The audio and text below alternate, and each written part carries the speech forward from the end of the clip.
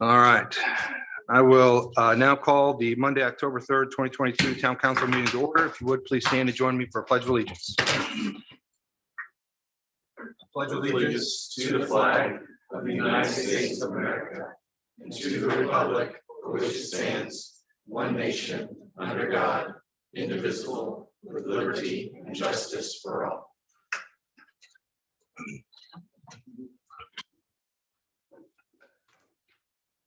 Up first is the approval of a memorandum of the September 19th, 2022 regular meeting. A copy has been posted. Are there any questions or comments from councilors? Otherwise, I would entertain a motion. Motion to approve. Second. First by Councilor Choi, second by Councilor Burke.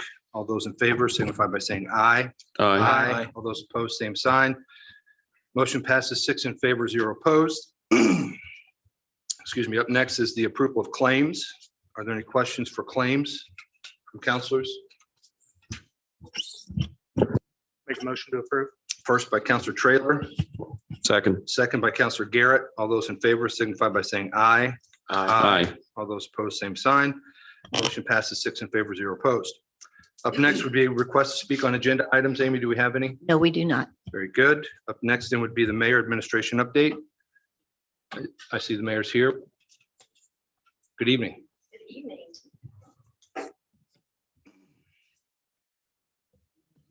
I have something to plug in, but I'm not sure it's going to work out.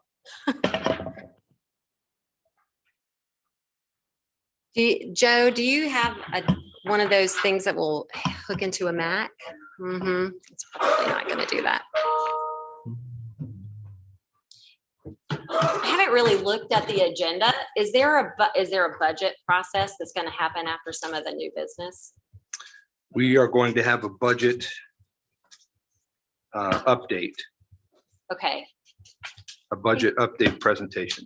I think No that's vote. what I think really my entire conversation is oriented around that. So maybe we should do some of the rest of the things, and then my remarks are really more about introducing the budget.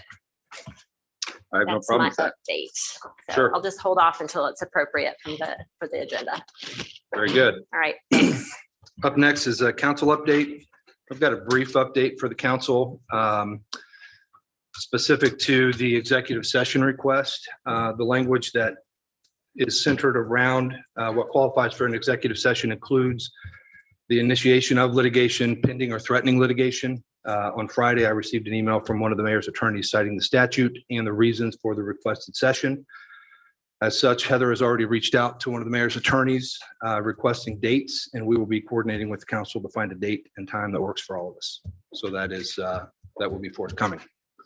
Any other updates from councilors? Up next is old business, and there is no old business. So moving on to new business. Up first would be the Pizzazz Tree of the Year presentation. I believe Greta Sanderson is going to. Well, we have a couple of folks up here. Very good. Yep. Welcome. You're on this, aren't you? Doesn't matter. Thank you for allowing us a few minutes to be with you this evening. I know you have a very full agenda, so I'll try to be brief, but just wanted to provide you a little bit of an update about what the Pizzazz Committee has been doing. Specifically this year, we created a Z Tree of the Year contest just to raise awareness about the value and importance of urban forestry in Zionsville, and the fact that we have been a tree city for more than 2 decades. And so that really highlighted that whole distinction and the value that the town places on trees. We had several entries for this being our first year. We were pretty pleased with that, and just wanted to present our winner to you. We actually had 2 entries for the same tree. If you recognize these 2 pictures here, they're also in your packet. You can see it is the Eagle Elementary Playground tree. It's right there in the back of Eagle. It just really stands there as a beacon watching over kids. And I have at least one of our 2 winners here, Emily Hayes, who submitted the winter picture of the tree. So it's kind of interesting that we had it at 2 different seasons that you could see what it looks like. I also have committee member Pauline Coder with us. And of course, Brad Burke is also on our committee. Just a brief excerpt from the nominations. Adam Payne is our other winner, who I don't believe was able to make it this evening.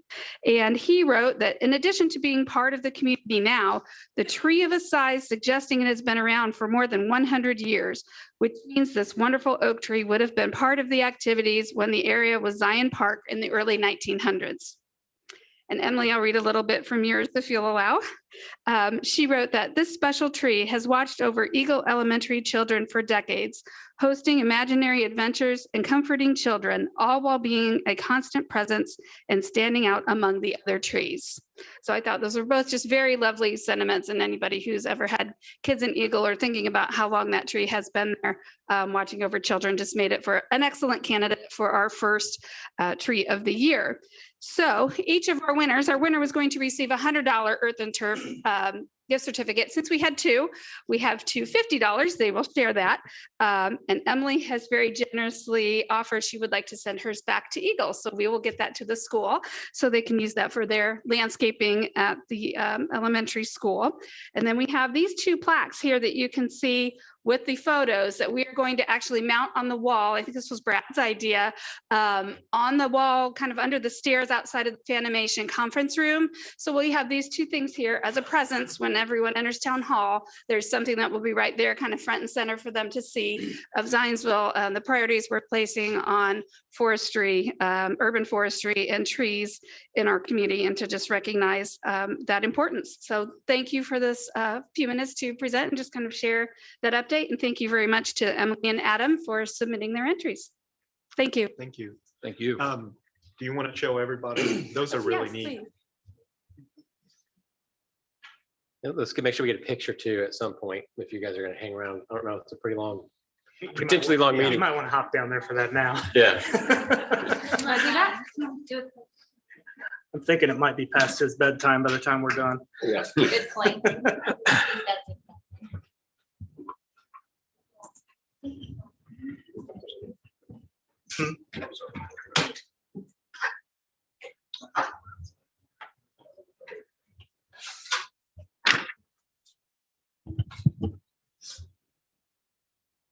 You want to quickly vote Brad in as president? Well, he's not here.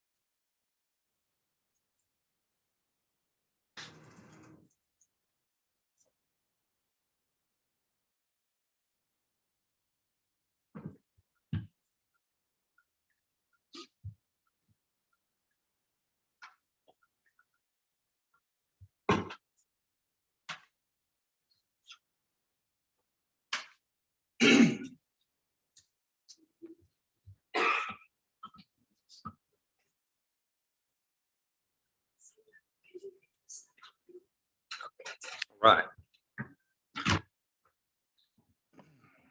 Up next, the new business is the Hussey Mayfield budget presentation and introduction. This is a public hearing. I believe we have Sarah. Sarah Yep. Moore, how are you? Hi, I'm good. How are you? Very good, thanks. Good. I just need to get this rolling for you.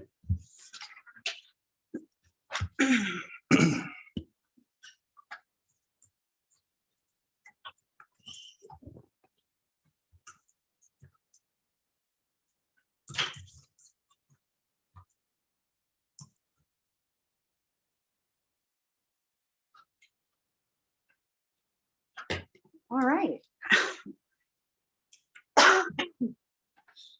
I may do real quick, Sarah. We've got Sarah Moore, Monty Cordy, board president, and Nicole Franklin, the financial advisor for the library.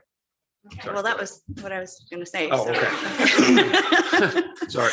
Well, good evening. You know who we are. And we are here with the Hussey Mayfield Memorial Public Library, and we wanted to thank you for having us here tonight. So we're here tonight to get your approval for the library's 2023 operating budget, which includes a new second location on the west side of our service area. Before I get into what that means, I wanted to just remind everyone that this is a part of a continuing process that has been driven by research, growth, and usage. Beginning in 2019, when we developed our current strategic plan, our community expressed a need for services in the growing western portion of our library district and a desired goal to expand services. The western portion of our service area has been one of the fastest growing parts of this community and of our library district, even without the addition of Worth Township in 2020. Think of all the new neighborhoods and the new school out on the west side of Zionsville. At the library, we continue to see more people who want more services. In fact, our current facility has the second highest per capita material circulation rate in the state. So in all of the state of Indiana per capita, we have the second highest circulation rate. And this branch is coming just in time. Flipped a little early there. So this branch is coming just in time. We are continually seeing people come in and ask for more services and more programs. And in fact, we are often maxed out in our programs. We often have to start wait lists to be able to get everyone in that wants to come to our programs.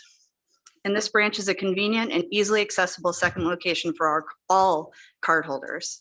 The branch will provide more program space, the community building opportunities in that area, and continue to grow.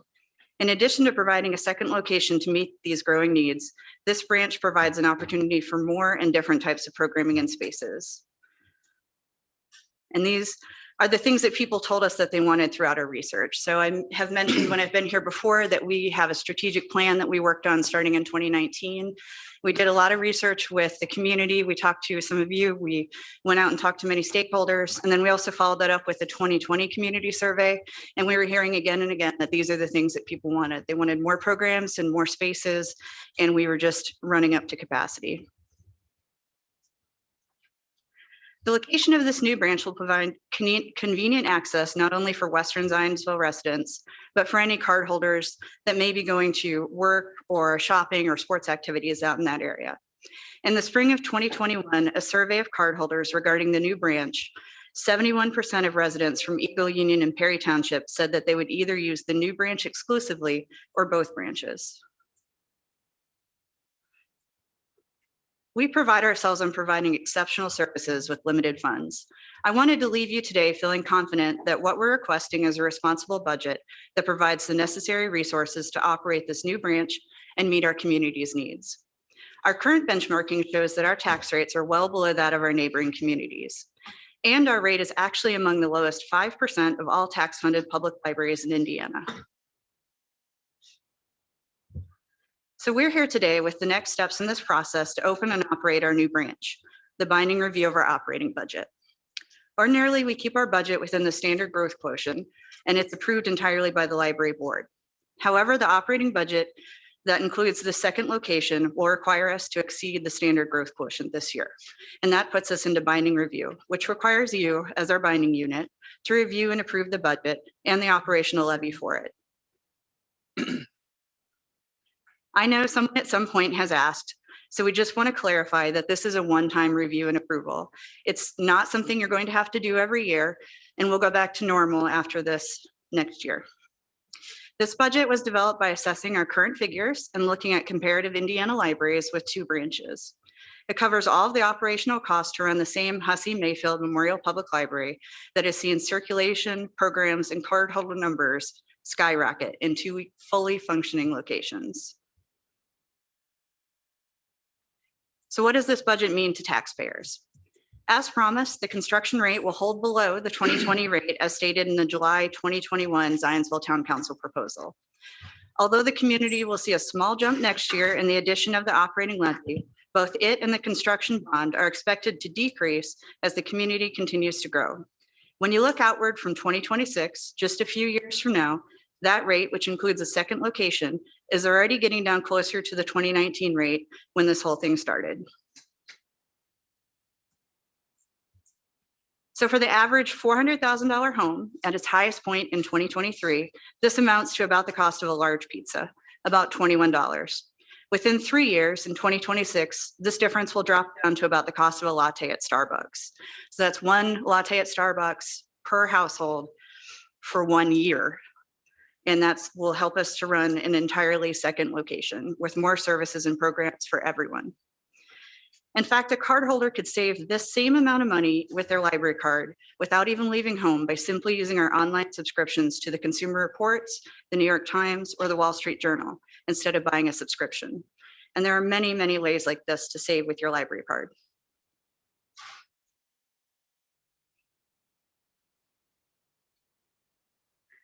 I know in some of my discussions with you, we talked about the circuit breaker impact. And since that time, the 2023 net assessed rates have come out and have changed some of our estimates. The exponential growth of the area is really driving down the tax rates, and the circuit breaker is expected to go down. Estimating all of our service area is quite complex because of all the different taxing districts, but we asked our municipal funds consultant to try and estimate just Eagle and Union taxing districts to give you an idea of what this impact would be. However, I do need to reiterate that these numbers are just estimates. The final circuit breaker numbers won't be known until April of 2023. The numbers could fluctuate from a very minor loss to a pretty decent benefit.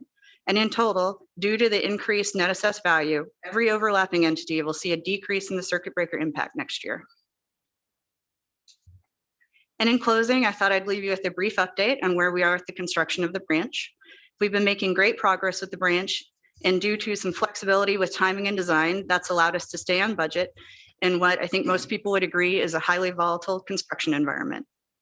Most of the groundwork that goes unseen is now done. The foundation is poured, and soon you'll see the frame of the steel building emerge. We're excited and can't wait to bring new services and opportunity to this community. So my ask of you today is to approve our 2023 budget so that the branch can open as expected next summer. And I also now wanted to give you a chance to ask questions of us. What kind of impact has increasing construction costs have on this project? Well, actually, like I said, with our flexibility with timing and some of the design choices, we've been able to keep everything within the bond that we had approved last year. So that meant that we looked at things like whether construction companies had other projects, that might get them in the way, might have to have them speed up, overestimate costs. And we were able to look at value engineering. So we've done everything we can by being flexible to keep it within that bond limit. And we've been able to do that successfully. I'm sorry that I missed when you said that. You said that earlier. Oh, yeah. Sorry. Any supply chain issues that you guys have encountered? They've caused a few delays, and so far we're still on schedule. I think there was some of that built into the construction schedule, but right now we still feel like it's going to open by, it's going to be substantially completed by late summer of 2023. So we just got all of our steel in. There was a little bit of a delay on that, but we put the order in as soon as we could. So it's looking like it's still going to be on time right now. Great. Sarah, I'd asked the question earlier about just the impact to the schools. Can you walk through, I understand that there's and I appreciate your email and communication there. There's a difference, an increase in total budget of, depending on how you look at it, maybe almost $1 million or a little bit more. How much of that money is the difference that's coming from the school? Nikki? I thought it'd be easier if we had Nikki Franklin from Peters course. Franklin to do that. So the school is not contributing anything to this project. This is all coming from the library's budget. And I understand they have a levy. We're asking for 2.4 million, right? Then they get their excise tax, and then they get their income tax, and then miscellaneous fees, which comes to about $3.9 million, which is about their budget. As far as the school, it would only be affected via the circuit breaker. And as Sarah discussed earlier, because gravy grew 25 to 30%, theoretically, everybody's circuit breaker should decrease in 23 because tax rates are going to decrease. So the school's going to see a decrease even with the levy appeal. So I think In their circuit breaker. their circuit breaker is Yeah, going sure. to decrease because of either way. Without the appeal, it's going to decrease maybe 20,000. With the appeal, it'll decrease 17. So the school is still going to see a decrease, which means they will net collect more taxes regardless of what the library is. Yeah, but just to kind of break that down for the layman, that shift equates to approximately $3,000 differential. Yeah. Okay, I say that because there was some Yeah, it's initial a minimal confusion about how this increase was going to be between- funded. Was it all going to be shifted from the school? Was it going to be, was it going to be covered with property taxes? And I just, from my perspective, want to make sure we're clear that impact to the school is minimal, three grand, maybe. And the rest then is on property tax. I get that it's going to decline as we grow in population. But just for this coming year, how much more would it be? $21 more? Per assessed $400,000. That's for a $400,000 house. Yeah. Mortgage residence, yes. Right, gotcha. I actually think, is that what this is? I think it does. So Yeah, the appendix should show you the breakdown from 75,000 on up to 400,000 plus ag and commercial.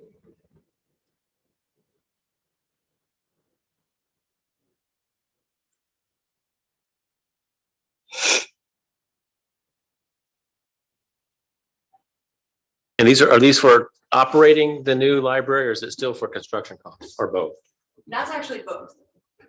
So that's our total tax rate. Yeah, so in 2023, if this is approved, the 400,000 mortgage residents would pay $142 a year, basically, for 2 libraries fully staffed in the bond on that building to pay off. So that's your total amount they're paying for library services. Yeah, but it's only $21 more than what you had already been Yes. approved for before. Yeah, it's up 113, basically 113 bucks to 140, 142-ish. And then it steps down over the next few years. It's gonna go down, but also, I mean, it seems like the construction costs are up to front loaded.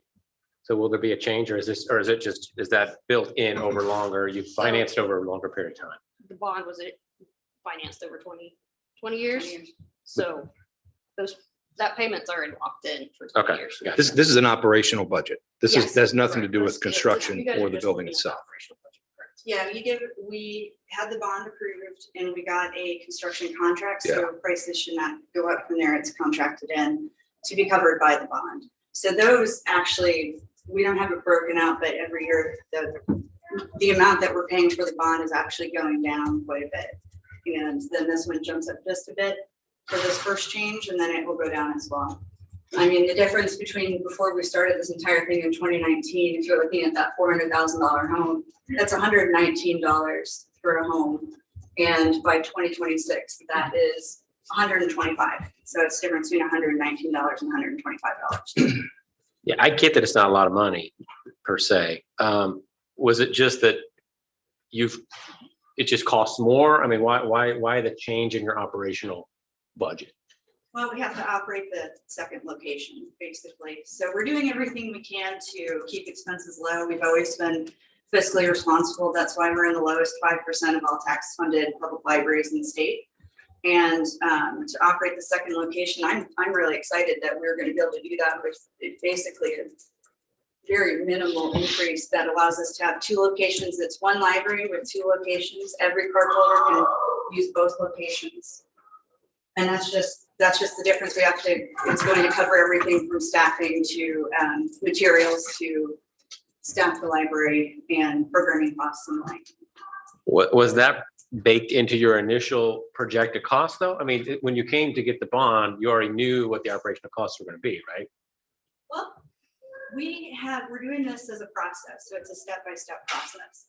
And we had some projected costs of what we thought it would be to operate this building, but a year and a half has passed since we really started looking at this, and anything that we would have projected in 2021 would be fairly inaccurate now. So we're trying to be good stewards of taxpayer money and estimate as close as we can to what we're actually going to need and not ask for more than we're going to need. So there is a difference between last year and this year as far as what we'll need financially to keep this building operating, but we're trying to do it as fiscally responsible as we can.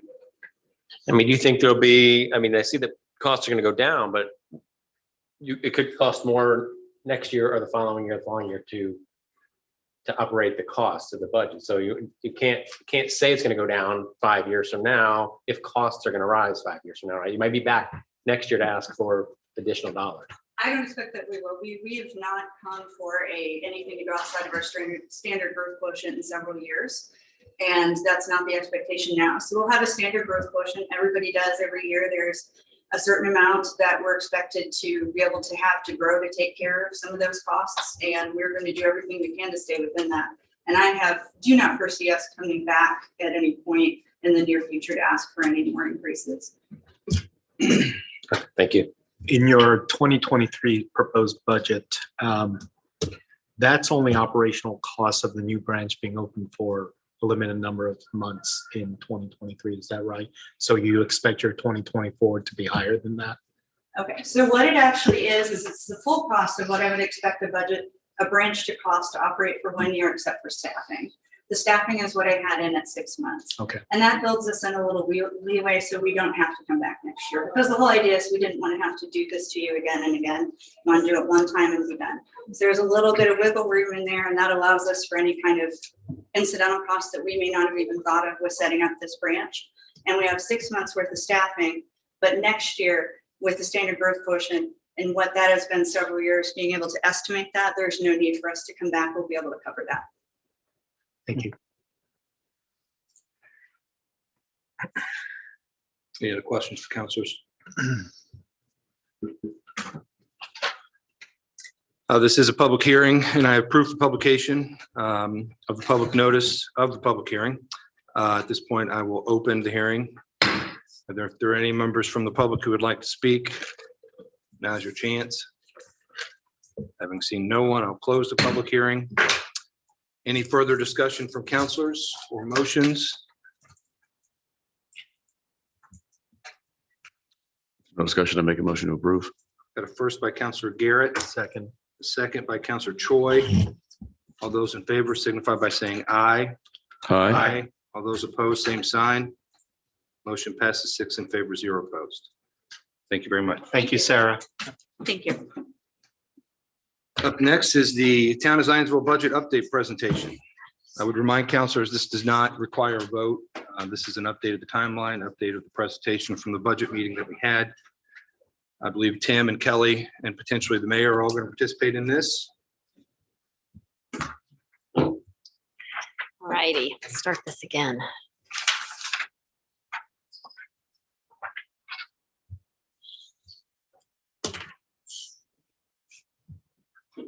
Kelly.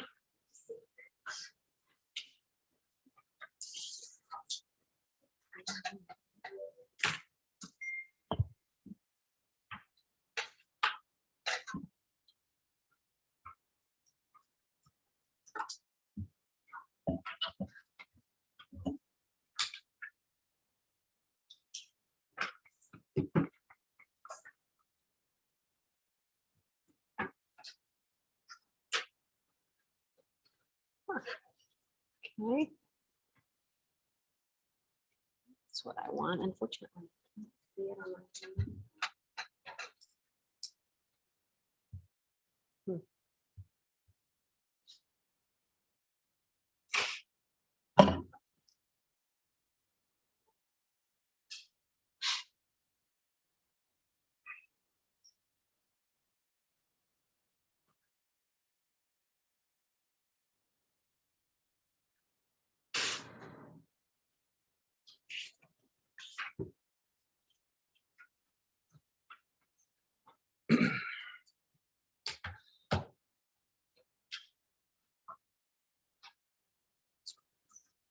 Yes. Okay, awesome. Thanks for your patience.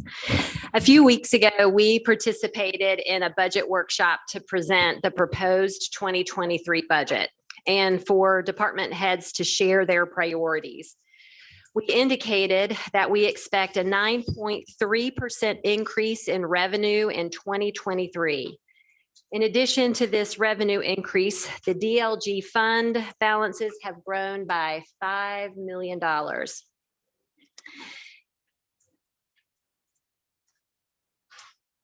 This is more than 11% since 2022 and our 2020 when we first came into office.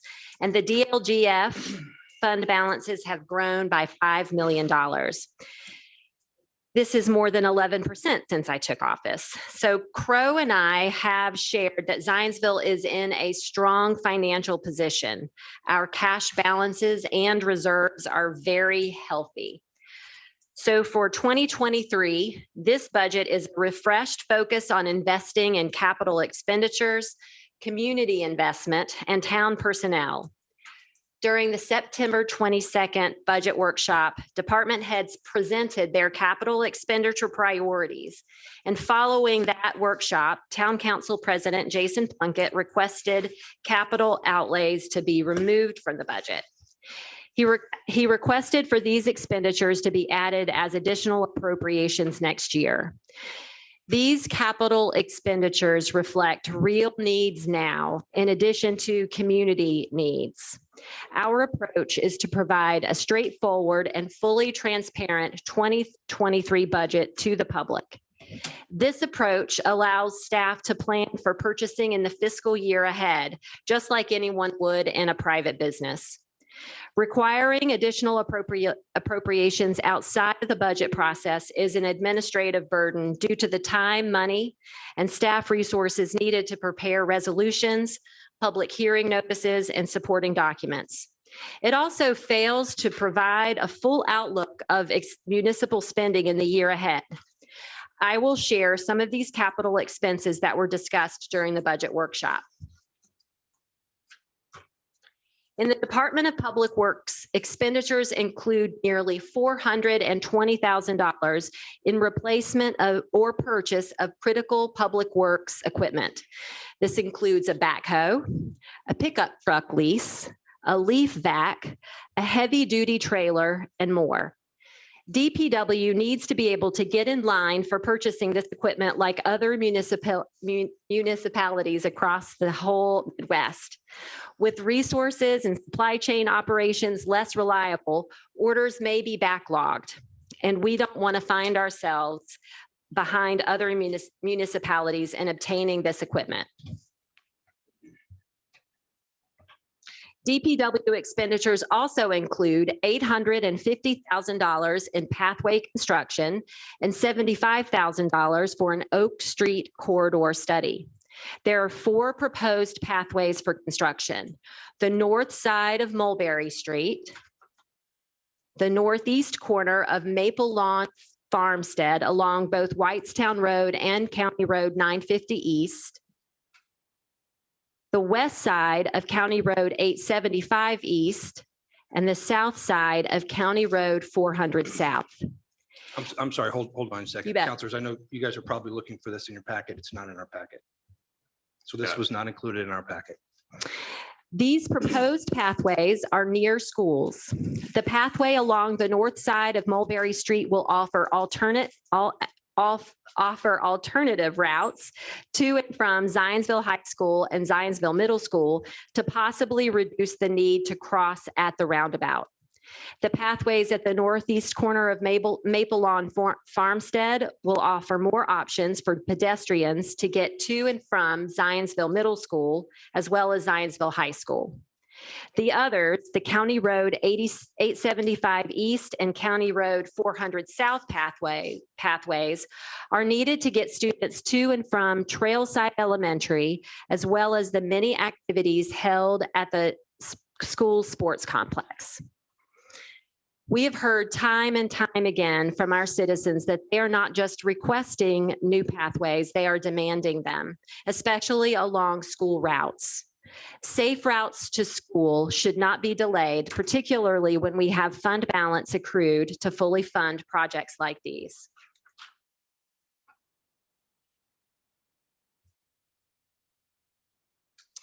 In the police department, capital expenditures include patrol cars, vehicle equipment, firearms, ammunition, computers, and field equipment.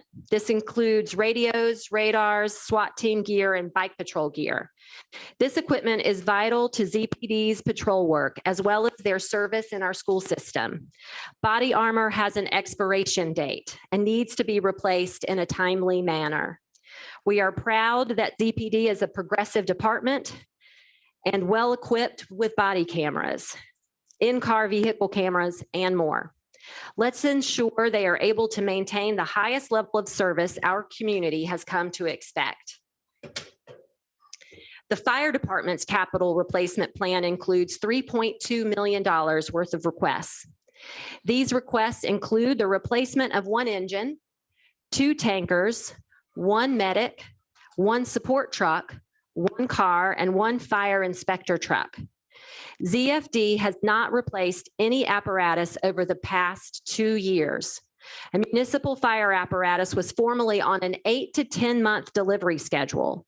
Now the delivery schedule is anticipated to be 24 to 30 months. In other words, the department won't receive the apparatus until 2 years after placing the order. We must take into consideration the lengthy delivery schedule and enable ZFD to move forward with their capital requests. I'm having trouble today with their capital replacement plan in January. We heard from department heads about supply chain delays. It will take time to order equipment, which will put us behind in our staff's needs. Therefore, it is critical that this budget is approved with capital expenditures included. Department heads have real needs now and must start the process of purchasing equipment and planning for capital projects. It is prudent that we take advantage of our community's tax dollars with our fund balances surplus. We have an obligation to put these dollars to use toward real equipment needs of our public safety departments and infrastructure needs. We have saved for this and delayed past purchases. In addition to the transparent budgeting process of including capital expenditures, I would like to talk about council's request for an increase of $75,000 to their legal budget. We have compiled legal fees over the past 7 years. Since 2016, the town has paid council's legal firm Barnes & Thornburg over $2.6 million. The request to increase council's legal budget is of $75,000 is out of step with the legal expenses incurred throughout all other town I will departments and stop you right boards. there because this, hold on, just give me a second. This is inaccurate information. You're trying to skew the numbers to look like we're spending all this money on legal. Barnes and Thornburg was the town's attorney from 16 to 2020. That's true. So this isn't, you're putting this up there saying that the town council's legal firm is 3/4 of this pie. You're misrepresenting the facts. If you look at the graphic, it says percentage of legal expenses by firm 2016 to 2022. So since 2016, the town has paid the council's legal firm, Barnes and Thornburg, over $2.6 million. It's also the town. It was the legal town's The firm. entire town. It wasn't just the council. That's right. The request to increase But council's legal budget. I appreciate that there's this sudden transparent discussion and your sudden interest in public safety. Mhm, mhm. But this is one of the most ridiculous things I've ever heard. Well, you know I what? can't- What was ridiculous was after the election, extending a contract and signing another legal contract. Josh did with the former mayor after the Oh, is that what election. this is about? Rather, yeah, Okay. at the same level that they had, at the same level as when that attorney did manage the entire town. And then you felt it was appropriate to match that retainer with your legal firm? I am actually sharing Is with that you it? legal expenses. No, This is good. yeah, no, it really was terrific. That whole signing a contract and obligating the town for a future administration when that wasn't the choice. And when there was Mayor, that actually the a best letter. move I ever made was having Barnes and Thornburg represent Yes, I us. know. in your And so as continued I For the was- record, efforts the there. as I legal was firm that saying, that fought to uphold the tenets of the reorg is Barnes and Since Thornburg. 2016. Everyone else has been trying to tear it apart. The town has paid council's legal firm Barnes and Thornburg over $2.6 million. The request to increase council's legal budget is out of step with the legal expenses incurred throughout all other town departments and boards. Over those 7 years, the town has paid other legal firms just over $1 million. We need to continue to have a conversation around council's ask for additional dollars for their legal expenses, especially considering the administration's attorney serves all departments, from reviewing contracts, fielding public requests, access requests, managing employment issues, drafting ordinances, and attending Parks Board meetings. I appreciate this opportunity to discuss the 2023 budget. We look forward to advocating for our community and workforce and moving forward with a budget that will allow our department heads to plan ahead with capital expenditures identified and funded. This is Thank you. the most misleading thing you've ever done, and it's pretty amazing even for you. So I would, man, There's a lot. I'd be ashamed, but I don't think you will be. So since the budget presentation included Kelly and Tim, and yeah. your update, or this is certainly something that you could have done earlier in the meeting. Are we going to get to the budget process? Yes, we are. Would you, Kelly, like to come and introduce the budget process? Can I have one quick question? You Because bet. the mayor spent a lot of time here talking about the urgency department heads have for their needs. Mhm. We have the money, there's a long lead time and supply chain, inflation's making things more expensive. That's right. You've refused the council's request to break those out so we can vote on them. Why aren't we doing that now? Like if the fire department needs a fire truck, why aren't you asking for it now instead of 3 months from now when it will be more expensive? Why don't we just go through these all now It and is get part them of the paid? budget process. So Okay, you'll so see That's that. not the Maybe we should back up and ask why, when question. they've requested it in the past, and why, when they've requested 7 additional firefighters, those are all removed by the mayor from the budget. The mayor's walking away. I'm just trying to Any particular input understand. there? I'm sorry, could you come back up here? We deal with this with the transcript problem when you're talking from your seat. If we need a You all fire, are the ones that removed capital expenditures from the last That is budget. incorrect. Yes, you did. And I'm happy this is the budget that we're presenting and their capital expenditures inside of them. the question I guess I have is if there's an urgency from department heads to order things now, why are we waiting 3 months to do it? Why don't we do it now? Like this is part of a Once we 2023 have our we have- budget allocation for next year in place, then we can make the order. What- As but you we can make it said, today, you can- it's not going to come in tomorrow or the next day. So we need to order it as soon as we can, but we need to make sure we have the money for it. So we don't know if we have the money for it. Why are you asking for it in the We're budget then? asking for the appropriation. It's not it's not like cash in the bank. It's the appropriation that we need. So you just You said we understand don't. that Healthy difference. fund balances, why don't we do it now? If the police department. You needs it just now, said the we- fire We are department putting needs it that now, in our Why don't we budget. do it now? Okay, for God's sakes. Well, but you just said you don't know if we have the money. So you, We have the cash, we do not have the appropriation, and I know. that's why a budget No, gets an But we can do that appropriation. now. I'm asking That's you, how why, we do it. why don't we It's do in it? our budget for 2023, and that's when we would like to get it. So just It's deal with not it here. urgent to get it It's right important now. enough to get it, but just not right now. It's all about ordering. Do you all have any idea how purchasing works? You order something and then you Yes. pay it when it arrives. Yes. And in order to get in line, we need to be able to know we have the funding for it for Yes. next year so Yes. that we can do But that. why don't we do the funding right now for it so you can order it right now? Because it might be more expensive next year. It's a pretty simple question. Like if we need a fire,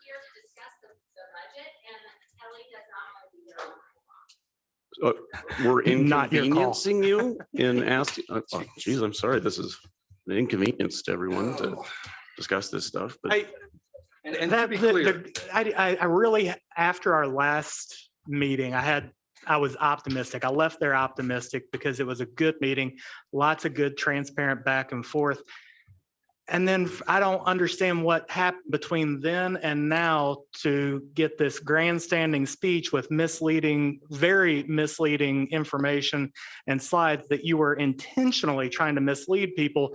I don't understand what changed, but I was optimistic at the end. I even sent you an email saying, hey, thanks, that was great, appreciate it. And, in support of most of what you've got in your budget, that was off the rails.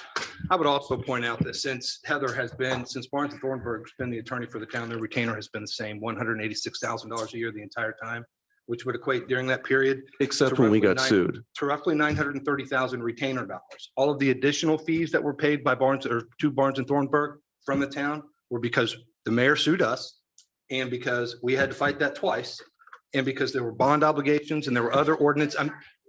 Would you like to come up to the stand? No, of course not.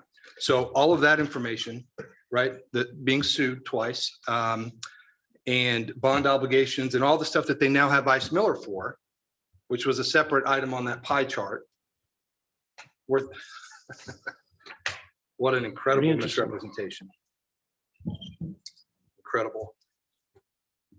Kelly, obviously the pie graph is factually correct in terms of what was paid out. It's a bit misleading to call it council's firm. And obviously the graph was created to show why we don't want to include the additional ask of $75,000. But in the 22 budget, do you know offhand what would be the total ask for Barnes and Thornburg and the other firms? I can quickly get that. And you may not be able to have it right in front of you. I mean, so again, putting the pie chart aside, Yeah, how do current legal expenses break down in a pie chart if we were to compare total can get- legal expenses for the I can town? get you that. I don't have Ice Miller's broken out. I mean, if that. I certainly Yeah, have, thank you. But, and I know Yeah, you may that's not right now, but it'd be helpful to see just the legal breakdown by pie chart in the 2022 budget.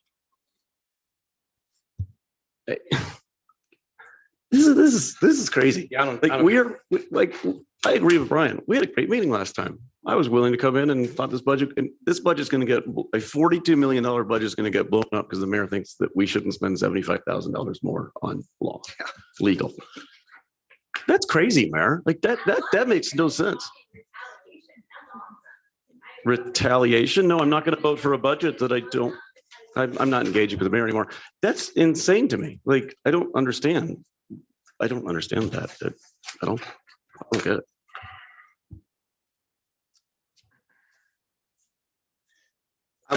Kelly, you're in a bad spot. It's I nothing would but you, also but point out that in previous years, we did not remove capital expenses and capital outlays. We asked for those to be pulled out so that we could vote on them separately. That is not only a misrepresentation by the mayor, that's a lie. We asked for those to be pulled out so that we could vote on them individually, so that we could have a balanced operational budget as best as possible. Yeah, and I actually researched that today because we were trying to find some language just for the full council. So last year, you may recall, the mayor's administration submitted the Form 3 without any review by the town council. They took the Parks Department, which had previously been a separate line item in the budget, and the fire department, and put them in the general fund for more flexibility, or that was a stated purpose. And so we had 2 resolutions, and the resolutions just stated that fire department funds had to be spent for purposes of the fire department, and that Parks Department funds had to be spent for the Parks Department. And then we had a separate conversation where there was agreement that any capital expenditures for the fire department or the Parks Department would come back through the council for review. And so the request, because there wasn't any detailed information given to you as part of the budget process in terms of what the capital expenses would be used for, what we've requested is to either have that level of detail so the council can make an informed decision, and or be able to review them on a case-by-case basis so that the town can see what's being spent, make sure it's still the priority, and make sure that you have all of the information that surrounds an expense. So for example, the fire truck, you would not be able to order a fire truck without an approved appropriation, because you would be obligating the town to spend money that has not been approved. And this has been something we've seen in the past. And we've talked about in the past. So that statement should be known. I mean, the fire department has always come for an actual appropriation. We've had a conversation, they've had quotes and bids and usually information to share. So, you know, unless you've appropriated it, no one should be obligating the town for funds.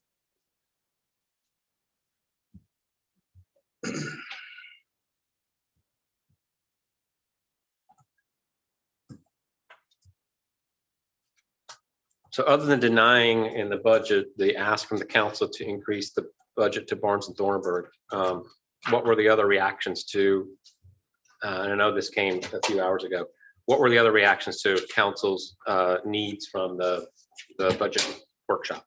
So council's request, sorry, I just had to pull it up. Especially specifically when it comes to pay, we were able to, we put in, well, it may look so much greater now, and certainly when there's just smaller amounts of people, but we were able to put in a 7.8% raise. That's also with going up to midpoint. And then you have longevity pay separate out. It's a separate line item. And that was due to council's, the conversation we had with council at the budget workshop. So we went from 4% across the board pay increases to 7.8. Yes, because we were looking at a 3.8% one-time Oh, right. bonus. And So you just so combine the two. combined the two and then brought everyone up to midpoint if they were not at midpoint. Right, that's amazing, thank you. So it didn't really require then to take those dollars from somewhere else, it was applied from that extra bonus pay that was going to be applied, right? Yes. Yeah. Which is good, because now it's not just a one-time bonus, it's built into salary, which then will, obviously it's gonna cost money to sustain that moving forward, but it's built into someone's overall salary, not a budget, not a bonus. Okay, that's good, because that was a hefty part of that conversation. Kelly, real quick, before this discussion was hijacked, what did you have prepared to present? I was just gonna highlight the things that we had. Yeah, maybe you should go ahead and do that, and we can ask questions. And then go from I there. see, I apologize. I was out some last week with a sick little one, and I was sick. So I see that some things were asked me that I did not get for this meeting that I will get to you. As far as the capital outlays and consulting. But I think that Crow did a great job of listing out what those capital outlays are. And we presented that to you at the budget workshop. Salaries, I can get you that breakdown. I can send that to you tonight. Joe, I prepared something. The comprehensive plan, the zoning ordinance rewrite of the public safety building, we were all still in there, correct? We did decrease the mayor's promotion budget from 35 to 5,000. Down to 5,000. I think it said 10,000. I asked for 5,000. I think that's great if it got reduced to 5, but I think it was reduced to 10. Maybe I looked at it wrong. No, that's correct. You're correct. So I am incorrect. Okay.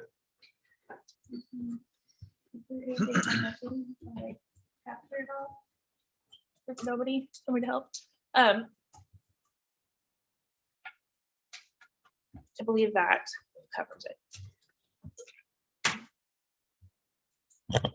Kelly, it's probably my mistake, but I keep adding up the capital outlays as far as, what needs to be pulled out of the budget to kind of look at the operational expenses, the recurring operational expenses.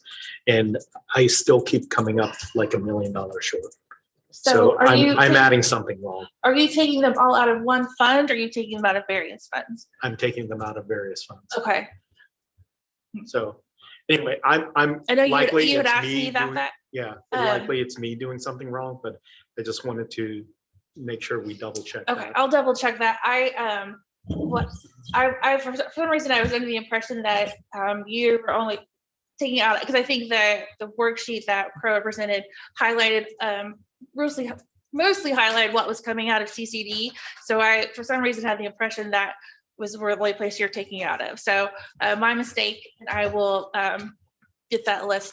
I broke it down from the workbook that you sent out on September 22nd. And then also, the email that I wrote to you that not to take out of like the Parks Department, the 350,000 recurring capital outlay, that should be a part of the operational expenses more or less. Yes. So I'm afraid I spent the whole day. I was not anticipating the amount of time it takes to put into Gateway. So Gateway is not very friendly, so I'm afraid I'm just a little bit behind, but I'll No get caught up worries. on all those. Thank you.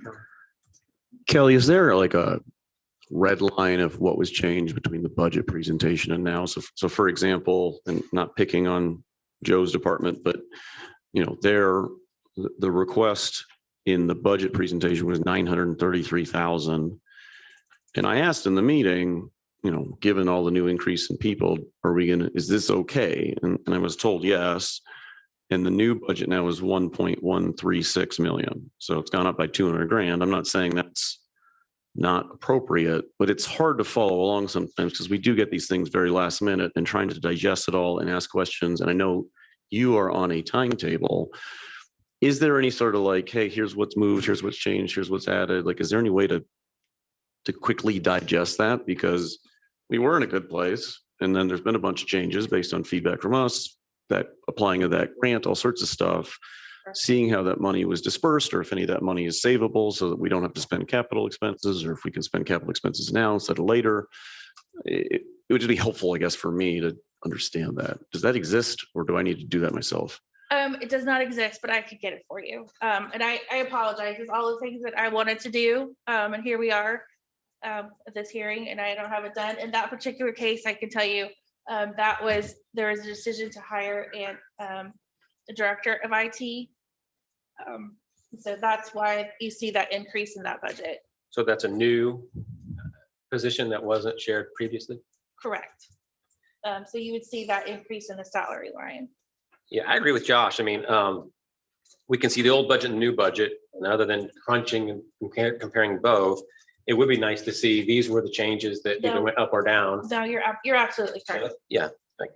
That, I don't think you need to apologize. No, You've yeah. got a lot going on, right? No, Like I no. fully realize you are compressed by a timeline that you don't control and you're getting information. So I'm No, appreciative of the I information. listed this out that it was, you would have to, know pretty well, every line by line. yeah, it's just hard to decipher it without, again, Yeah, it so just takes some I time. can get that to you, tomorrow. That would be- Was there more to present? Because or I've got a couple of questions if not. Or, okay. So on the, there was and yes, I did hold them up side by side to compare to see. So I got a few questions. There was an additional $50,000 in the planning department for consulting. Do you know what that was specifically for? That was added from I think from our meeting on the 22nd. Is that right? 22nd? I think that was right. Till now. I believe that is to keep on the current consultant throughout 2023. Is because we had two different consultants. Which one do you know which one we were keeping on? Talking about the RDC consultant, Corey? Corey? Doesn't the RDC have its own budget or not yet? No. Got it. All right. And then finance department. If they don't have their own budget, how do they approve claims? The RDC. That I don't know. How does the RDC have and approve claims if they don't have their own budget? It's a good question. That's a good question. They don't have their own budget? Is that confirmed? No, they're in the general fund. I mean, it's all under planning. So they approve claims at the RDC that goes through the planning department, not their own budget? They would approve, I believe, anything that we spend out of food and beverage. That's why I'm trying to think exactly what all. I don't feel like they approve any of the operating expenses.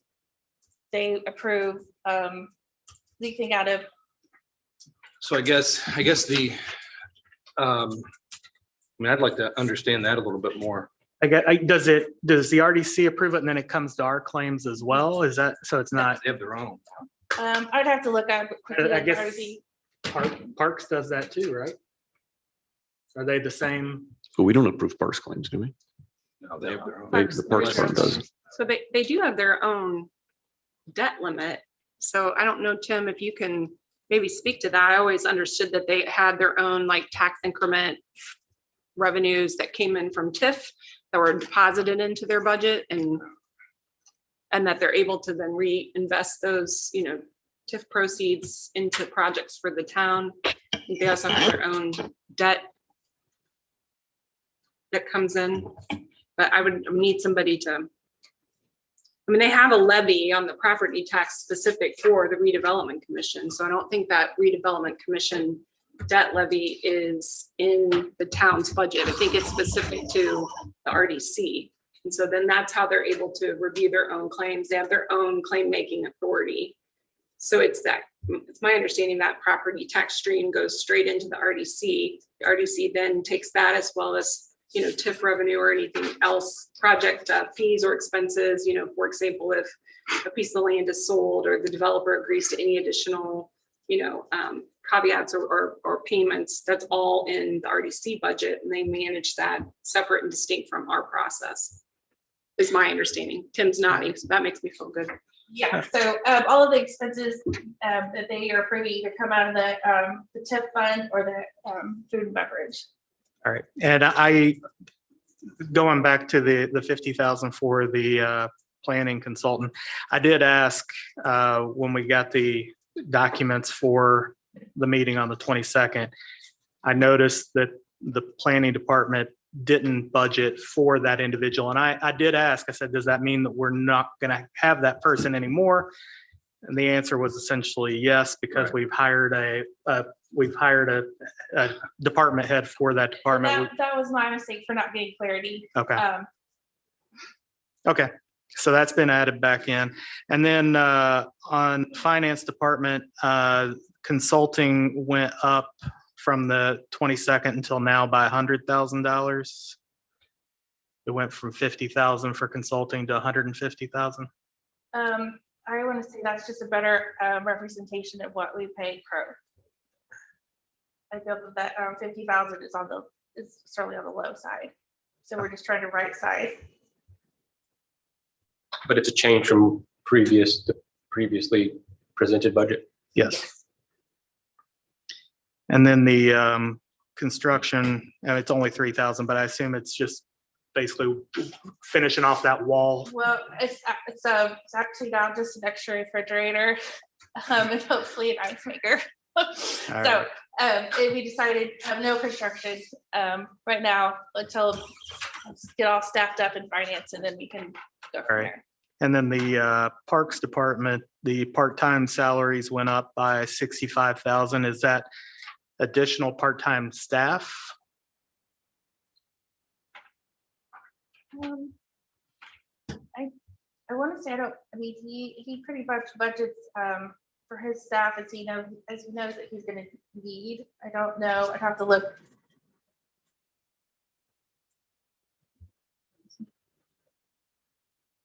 That did go way up. Let me make a note on that one. Okay. That did go way up where he previously had. Yeah, I think just on these things, to Counselor Garrett's point, it'd just be really, I went through and manually looked at each line item to find these. I'm sure I missed some things, but it would be really nice to have an outline of what was changed and why. What was the bottom line change? But budget over budget? I don't have Unless that it went right. up. It went up primarily because of the salary increases, but I don't know what the total bottom line. Kelly, between last week and this week? I do not off the top of my head. No. I will get all that to you. Kelly, I noticed an increase in administration salary by 21%. Was that also maybe an error, or is that's due to, it's not an error. That's due to bring those two individuals up to the mid-range, and then the increase in salary on top of that, the 7.8%. So that $36,000 increase was to bring those two people up to midpoint and give them the increase? Yeah.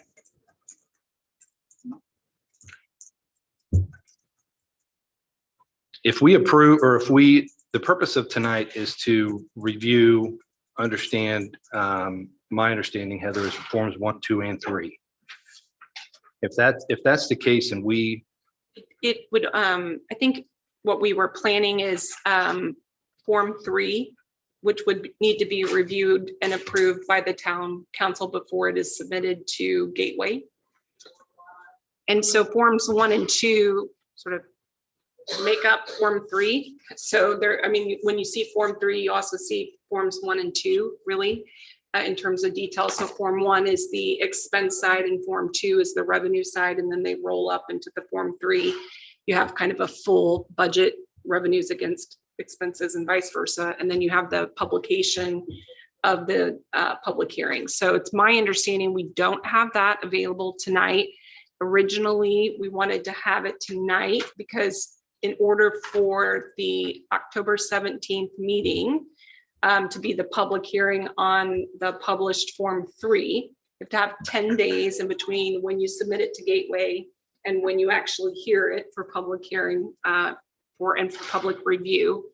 But that particular process, we would have to do it by Friday. I don't know if we're going to be able to do that, but we do have to submit it no later than October 12th to Gateway. So we're probably going to need a special meeting to look at that. And we're probably going to need a special meeting to approve the budget finally, because we have to do that by November 1st. I think we have to have a Gateway October 6th.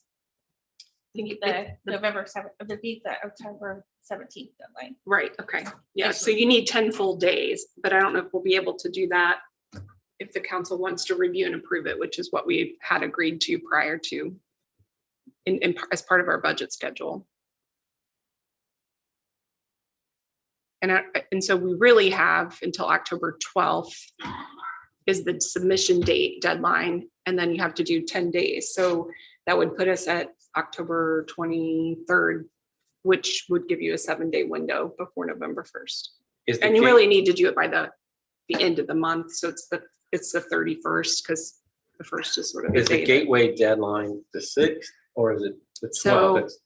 Kelly would like it the 6th. You're saying we would have until the 12th because that gives us a 10-day window? Our original plan was that we would submit it 10 days prior to our meeting on the 17th, which would be the 6th, because you have to start with the 7th to get the full 10 days before the public hearing.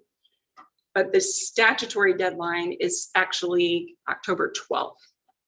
So you could have a special meeting up until early next week to approve, to look at and review the Form 3. That also means then we have to have a special meeting past the 17th, which we did note in our original agreed upon plan with the town that there might be an additional meeting, needed I'm just between worried the about 17th and the end of the month. I'm just worried about folks probably not being here next week for fall break. Right. Could this be a virtual? No. Cannot. So we have to meet later. So at this least, week. I mean, we have a virtual meeting policy, so, Like some of you could be virtual, days. but not everybody. You'd have to have the majority of the council here in person. Okay. To meet that policy and that ordinance that we have. So it could be. I mean, it just need 4 members here. Yes, at least 4 members, yes. Kelly, a couple of questions. So the budget workshop, you hadn't yet had the opportunity to plug in that fire grant. Does that get counted as revenue? Yes, so we put those numbers into fire's budget, and then we have a separate line. Oh, actually, we'll have a separate fund where we will count that money as revenue. It's on the Form 2 listed as 550,000 for next year. It got plugged in. So, all right. So if I'm looking at the fund summary, is that grant revenue in the fund summary? Yes. Yes. So- I think I have, it would be good to understand, I guess, the impacts of some of the changes, because my interpretation of the budget workshop was I wanted to prioritize employees. And so I'm appreciative that there is a pay raise in there, the longevity pay, the midpoint raises. I think all of that is necessary. As I read this budget, it feels like that was just added to everything that was already asked. And maybe that's wrong, but I'm getting nervous that now we went from a And I realize some of these are capital projects, but we went from call it a $5.6 million budget deficit to now a proposed $7 million budget deficit. My hope was that in prioritizing employees, that we might have to be forced to deprioritize some of the other needs. The mayor has said that she's deprioritizing our need for additional legal. Okay, but what else has been taken off the budget since that conversation? Because I believe we're doing the right thing by the employees, but we then maybe can't afford consultants. We can't do perhaps things that we might otherwise do, right? This is just kind of the balance we have to do. So I'm now in a point of getting nervous about this deficit because the raise is, we need to make sure it's sustainable, but I'm struggling to see what we've sacrificed to afford those increases.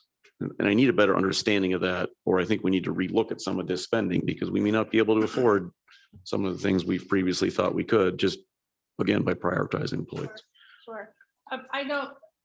I cannot think of anything really that we've taken out of the budget since then. We've just. So how does this? If I asked for the construction, that was taken out. I can't think of really much else that was taken out of the budget since then.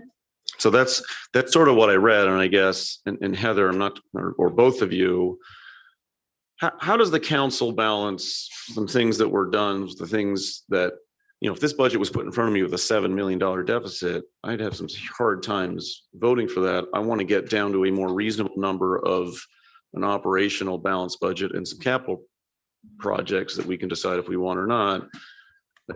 Or do we do that? Do we just say, hey, IT, you get 50 grand less, sorry, live with it? Because once stuff gets published, I feel like you are sort of locked in, right? And I know time is tight and I appreciate not publishing until this meeting, but I don't want to publish something that is so high.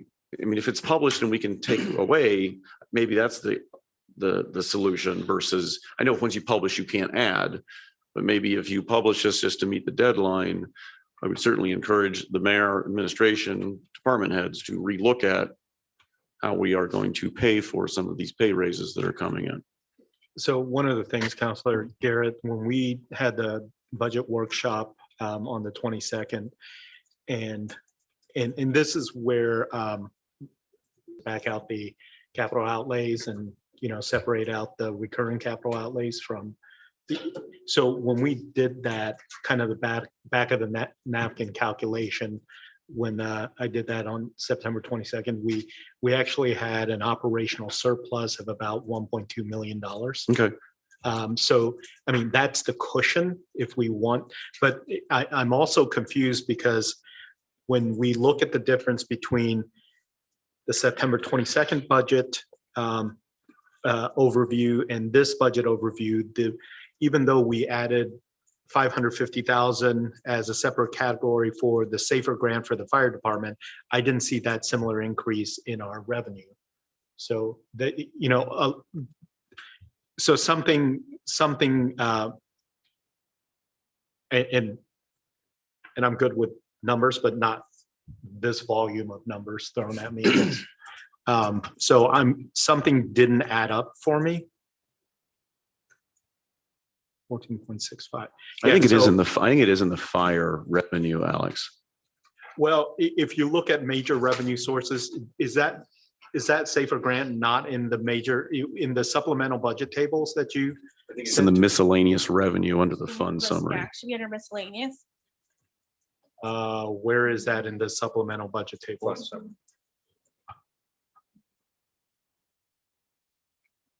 I asked earlier, that's why I asked the same question, Councilor Garrett, about covering the generous pay increases for staff. It was my understanding that they're being covered by what was the bonus plus the 4% that was already on the board. So it shouldn't be additional costs. That should be almost flat. Is that not correct? Well, the way this reads is the fund summary we saw on September 22nd had a $5.6 million deficit. The budget that we are in front of us right now does have the additional revenue, from what I can tell, from that safer grant, but it is now a $6.998 million. Right, but I don't think it's due to salaries. That increase in deficit? Yeah. Well, I don't know what it is because it's hard to tell the Well, changes, right? we have a lot of people who are not at midpoint. So a lot of that is getting the staff up to midpoint, and then there's a raise on top of that. But a lot of what's in there, the capital outlays, are the one-time expenses that we're taking out of, like the ones that's the money that we keep talking about that we've saved for. So these are not going to be recurring expenses. These are one-time expenses that are coming out primarily Q capital development. And we have even fire, they're taking, theirs out of their equipment fund. These are not, that deficit is not all recurring expenses. So when the new supplemental budget table, and I'm just looking at the supplemental budget table that you sent out earlier today, and when you back out the capital outlays, and assuming that all the capital outlays does not include any recurring capital outlays, then we are actually, from an expense side, $722,208 above the revenue side. Whereas when we did this back in September, we were at a positive revenue of about 1.2 million. So we're still in a positive. No. Now we're going to do a flip to a negative. Okay.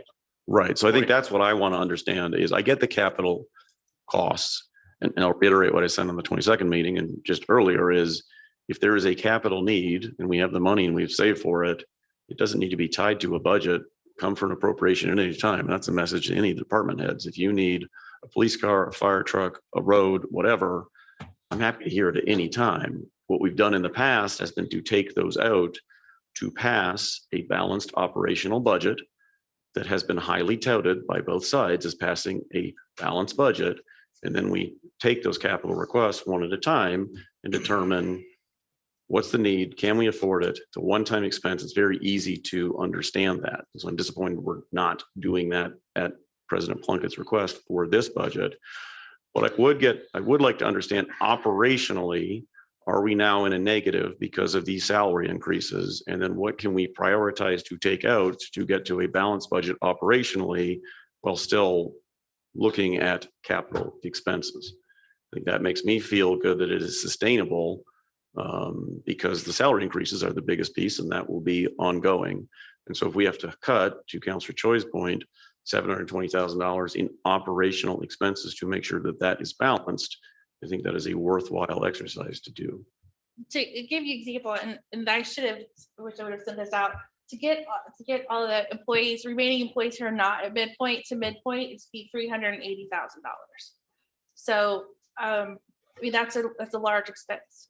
But it's a noble option to do that. I mean, thank you for listening to us, but on the other hand, I don't know that you balance that on the other end by pulling something else out. It's just an additional. Well, and I think expense. to be clear, the reason we talked about the midpoint was because we asked in the meeting who denied the previous request for midpoints, and the mayor said that she did. So department heads, public safety, fire, police had requested that before, and it was denied. So that was the reason why we talked about bringing them up to midpoint, was because what's the point in having midpoints if they're going to get the request and then it's going to be denied?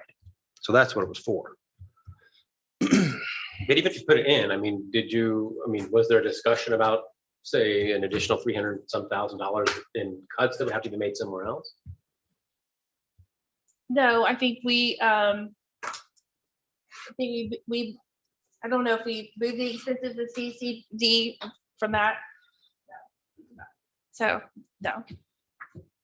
We did not do a lot of cuts. I mean, does it make, to Alex's point, I'm just trusting his math and I haven't seen it, but if we don't pass a balanced budget and we're off by $700,000, I mean, are you concerned about that? I'm not concerned about that. Our revenues are going up.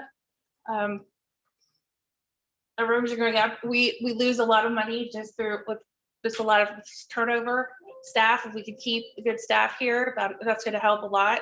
I'm not concerned about it. So you would encourage us to not pass a balanced budget? In this case, yes. Kelly, you just said we lose money by turnover. Do we know how much money we've lost due to turnover? I couldn't equate it.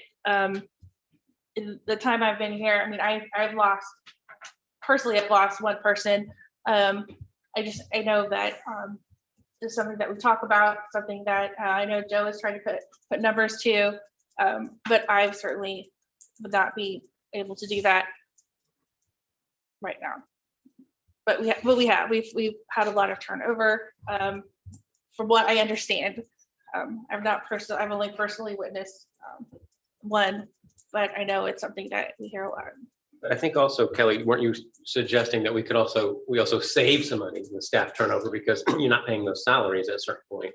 Well, yes, so Right. you're saving your point. saving that money when you're not paying those salaries, but we certainly want to attract and keep the best that we can.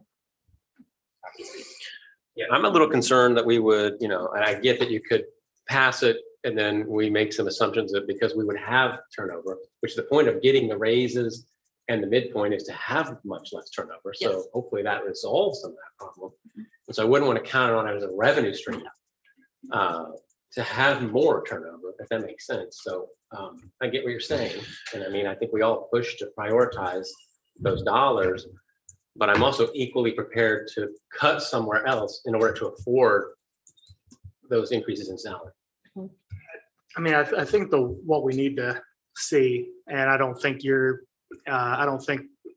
have the information to do it right now, but I think ultimately what we need to see is, okay, here's all the capital expenditures like Counselor Choi was saying, and here's the operational, and then look at where we are from an operational standpoint. I put it out there that, I understand the ask for, hey, let's come back and do these as additional appropriations. I would be comfortable with a one-time budget deficit like this, knowing that we're spending from saved capital. But I think it's important for us to know what we're voting on. We got this at, I don't know, noon or 1 o'clock today. I was fortunate enough to have a few minutes to be able to look and compare, but I think just we don't know what we're looking at here because we haven't had time to really review it, nor have you provided us. I mean, if not for me asking, we wouldn't have known about these changes that were put in there. I think it's important to be forthcoming and transparent with changes to the budget from when we talked last time, which was an awesome meeting. Again, I'm so disappointed in how that went tonight, but I think it's important to put it on the table. Here's what's changed. And also the one thing that I haven't gotten yet, I know you're working on it, is I asked for a list of everything that's in the budget that is a long-term planning budgeted item. So most of those will fall within the contractual services, but I have no interest in anything making it into the budget that would be for any sort of long-term planning for the town. I think in the fourth year of all of our terms, it's not the time to take on such large tasks. I think it would be better served to be a first or second year budgeted item for both us and the mayor's seat. So knowing we're up against a tight timeline and President Plunkett may have to set another meeting here shortly, knowing that we're not gonna make the 6th deadline. How soon you think you'll have some more stuff to us tomorrow or the next I'll day? get more stuff to you tomorrow, and I'm probably 10 minutes away from the Form 3 being done. I'm so close. I'm so Yeah, close. look, we know you're working super hard. We appreciate it. So But I've been taking notes for all the asks. So my question would be, and Heather, I don't know if this is for you or Tim or for Kelly. if we approve the Form 3, we are locked into those individual funds. So for example, if we approve the Form 3 and then decide we want to do something different, to Counselor Trailer's point, any of the, whether it's the public safety building, the zoning rewrites, the comprehensive plan, whatever, if we want to pull that out and put that somewhere else, can we do that, or are we locked into that at that point? I would rather make sure, I think I understand my understanding, but I'd rather have the administration answer that so we can confirm we're on the same page. Yeah, are we locked into that, Kelly, or do you know? I don't know. My understanding was that we could not increase. Tim So it Barry should would- know, right? So it would increase.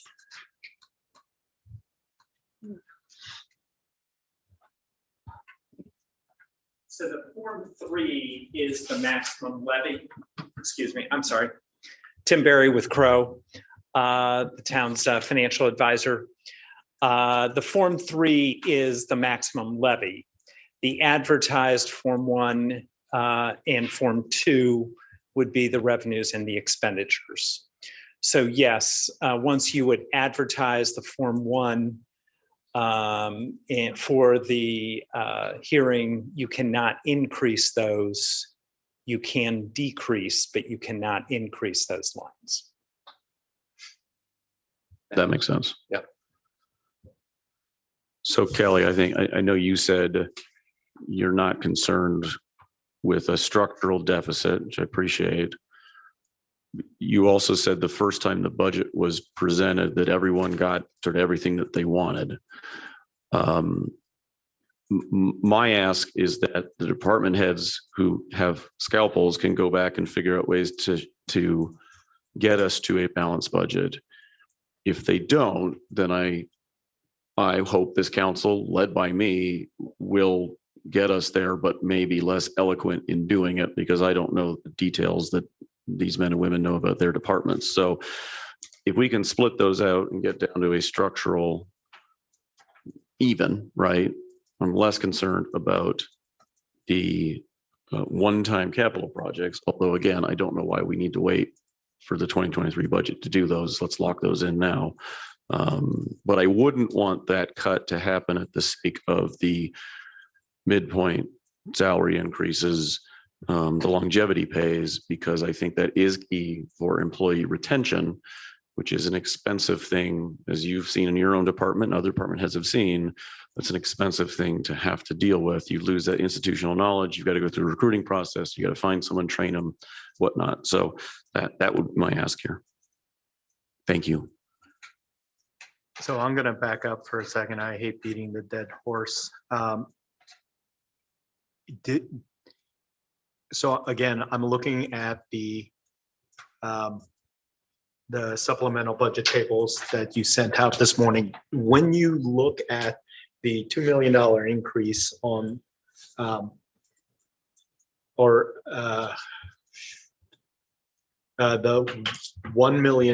approximately $1 million increase in fire total spending, does that contemplate 6 officers or 6 firefighters or 3 firefighters? That's 6 firefighters. Okay. We put the, You put the expenditures that would be offset by the grant. Yes. Okay, that's the first part of the question. The second part of the question then is, when you look at the revenue sources coming in, the revenue source from this budget table to the September 22nd budget table only differs by a couple $1,000s. So where is that $500,000 that's supposed to go in there? Because if that's in there, then our operational deficit's down to like $200,000.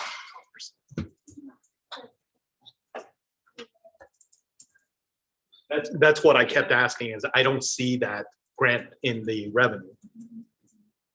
looking back at Crow, because I found so that you did not put the 550,000 in there. Okay, they're saying, yeah, that's correct. We did not put the 550,000 in there. But you did put the expenses for the 3 additional firefighters in Yes, fire. and part of that is that we've been reaching out to the federal government to find out how we are going to be repaid, and not having much success at this moment.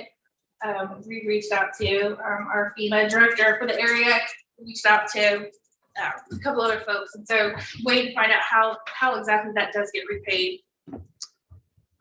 As Counselor Garrett said earlier, it is in the miscellaneous revenues. It's not a major revenue source. So that's why you don't see it on that chart. But is it accounted for in Yes. the supplemental budget table? Yes. But it wasn't accounted for in the September budget tables. It is not in the, no, it's not a major source of revenue.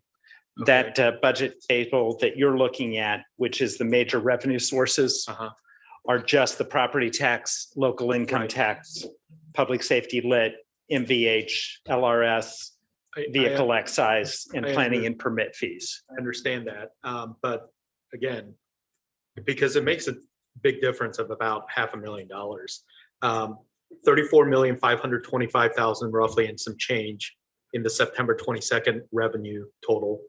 And is this, oh, okay, no.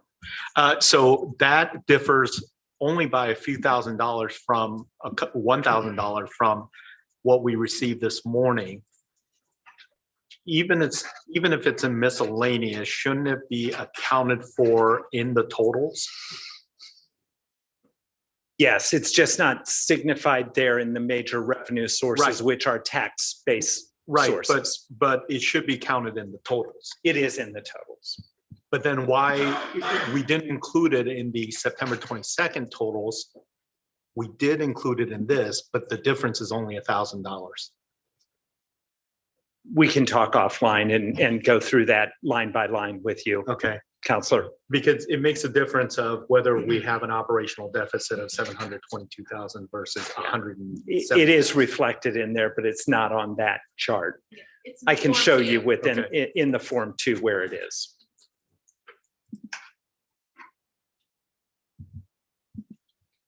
So I think, just so this council knows where I stand as it relates to the capital outlays, I would still like to see the capital outlays separate so that we can make decisions on that as they come up and as they're needed.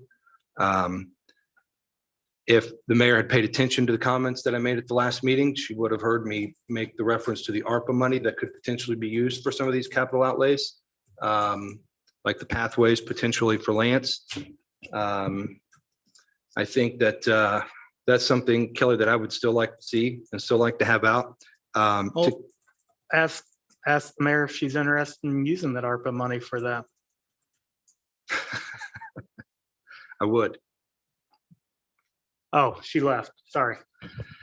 In addition to that, so I think it's still important to have that. I'd like to have that taken out or those separated, not removed, obviously, as we have done in the past, which was so grossly misrepresented earlier. We have had those removed and then voted on individually. They have not been removed from the budget. So that's the first thing. I now go back to needing the additional money for the town council budget, and to Councilor Garrett's point, even by way of making sure the budget is operationally balanced. I'm certainly happy to give everyone with the administration the opportunity to find that money before we have to. But those are still certainly some priorities for me. So. Yeah. Can I make one clarification? I just want to make sure that we have the language right for Kelly. I think what we're asking is that we would still ask for the tax levies for all of the requested capital expenditures that were included in the proposed budget. The expectation is before any funds are spent that are appropriated as part of the budget process, that those projects would come back before the town council for specific approval on a case-by-case basis. So we're not asking for them to be removed from our budget, because then we would not have levy to pay for them. So I just wanted to make sure, Kelly, that we were on the same page. I did share that earlier. Yeah, that's right. Go ahead. Well, even though, Kelly has suggested maybe she would pass a budget that wasn't completely balanced, confidently hoping that those dollars are there, even though they're not in projected revenues. Should we be directing her as well, that that's something that we still want to see it to be a balanced budget and not even $300,000-$400,000 over? Yeah, I would agree with that. Yeah. That's my stand on this, is that, whether it's 175,000 deficit or 722,000 deficit, we're in a situation where, and I understand the inflation and possible recession is not going to affect property taxes, but it can affect the local income tax. And, are we going to look at an even further deficit next year? Because we can't exactly claw back employee salaries or anything else in future budgets. Or are we going to continue to run a deficit until we get into a better economic Yeah, situation? I just want to make sure she was hearing that, because that's what we're expecting. And even though that differs with her opinion, that she knows what this council would like to see. Yeah. I don't like that we're up against it again. Obviously, this feels like we've got year over year, we just keep getting backed into a corner with the budget, but we'll try to figure out what we can do from a timeline perspective. Are there any other questions or anything else for Kelly? Or Kelly, do you have anything else for us? No, just I appreciate your patience. My first municipal budget, I underestimated the amount of work that there is. So I appreciate your patience, and I'm looking forward to next year not being up against the deadline like this year.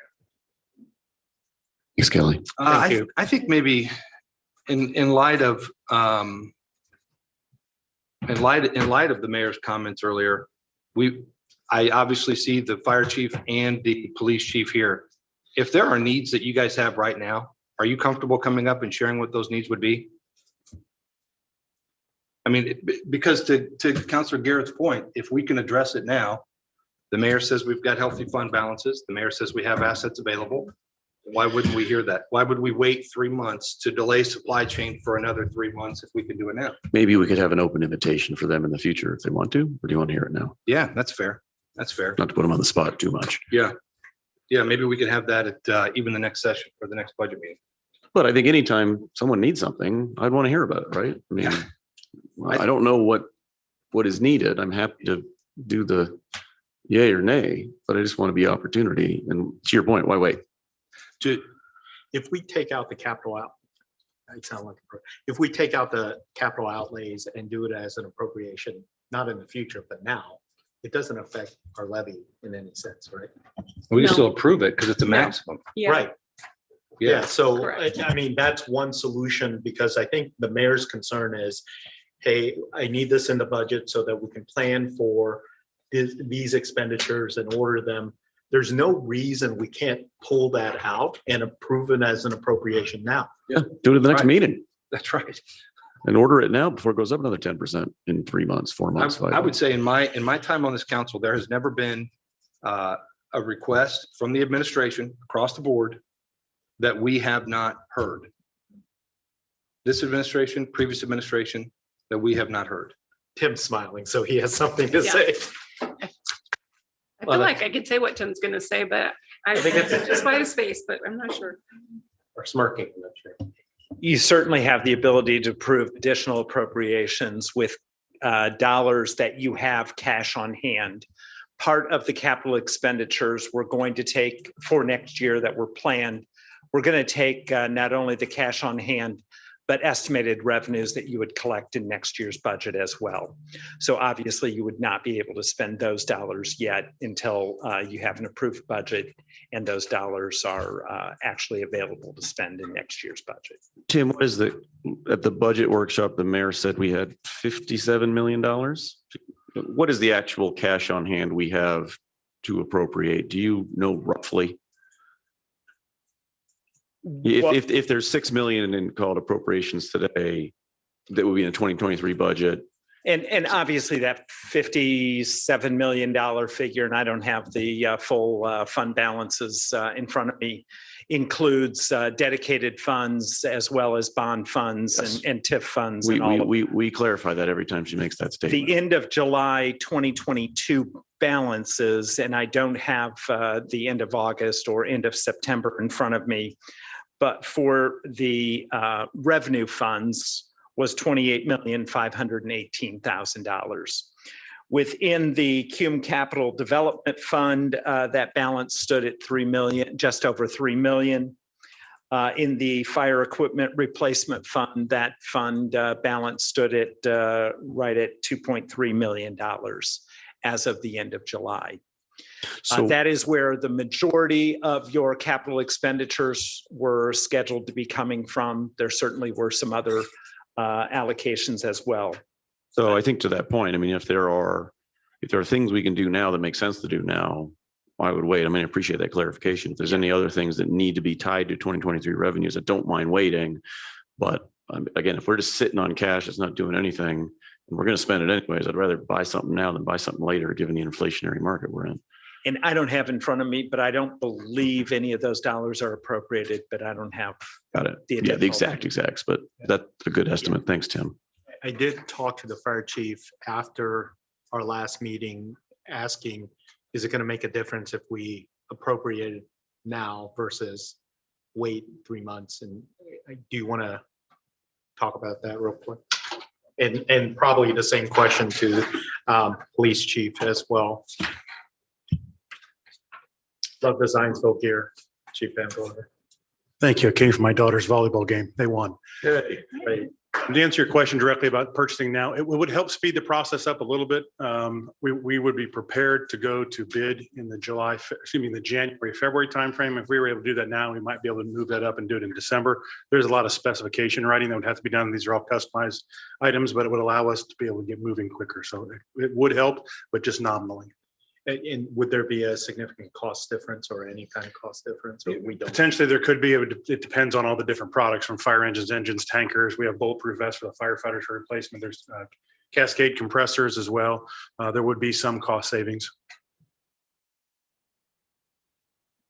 I mean, it sounds like we have the fund balance cash on hand to be able to appropriate if we need to. I mean, we're sitting on 60% reserves. So. Good evening, everyone. Our biggest capital expenditure challenges for our automobiles. One, to keep up the fleet, to maintain the fleet and replace cars that need to be replaced, and to provide new vehicles for the officers that might be hired next year. And Drake Sterling's here with us tonight, and I want you to know he's done an outstanding job helping manage that fleet. We were able to find several vehicles that were available for purchase this year. And the supply, the supply chain problem is a real issue. They only build those police vehicles for a finite amount of time. And of course, then they tear the line down and do something else. So the ability to order those cars now is really important.